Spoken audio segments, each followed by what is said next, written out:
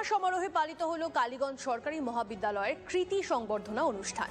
2015 সালে কালীগঞ্জ মহাবিদ্যালয়ের প্রতিষ্ঠা, গর্বের এক দশকের যাত্রাপথে একসঙ্গে 27 জন কৃতি ছাত্রছাত্রীকে সংবর্ধনা জানানো হলো।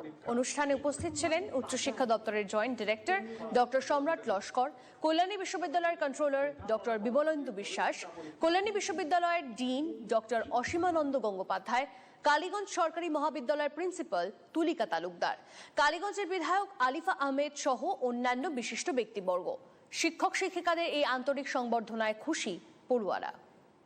অত্যন্ত গর্বের এবং আনন্দের ব্যাপার, আমি জানি না এর আগে হয়েছে কিনা, এই যে একটা অনুষ্ঠানকে ঘিরে বিভিন্ন জায়গা থেকে এতগুলো লোককে শিক্ষা জগতের সঙ্গে জড়িত বিভিন্ন নক্ষত্রদের এই এক ছাদের তলায় আনার যে মানসিকতা, ইচ্ছে করে এবং সেটাকে বাস্তবায়নের রূপ দেওয়া হলো, সেটা আজকেই কিন্তু হয়েছে।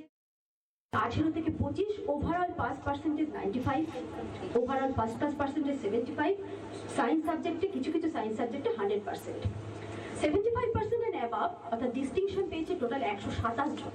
আজ পুরস্কৃত যারা হচ্ছেন ইউনিভার্সিটি র্যাঙ্ক হোল্ডার টোটাল রয়েছেন আমাদের 24 পর্যন্ত 17 জন। এই 17 জনের মধ্যে 6 জন গোল্ড মেডালিস্ট অর্থাৎ ফার্স্ট ক্লাস ফার্স্ট, 6 জন ছাত্র first class first gold medallist, 4 জন ছাত্র ফার্স্ট ক্লাস সেকেন্ড এবং 7 জন তারা বিভিন্নভাবে বিভিন্ন পজিশনে আছেন।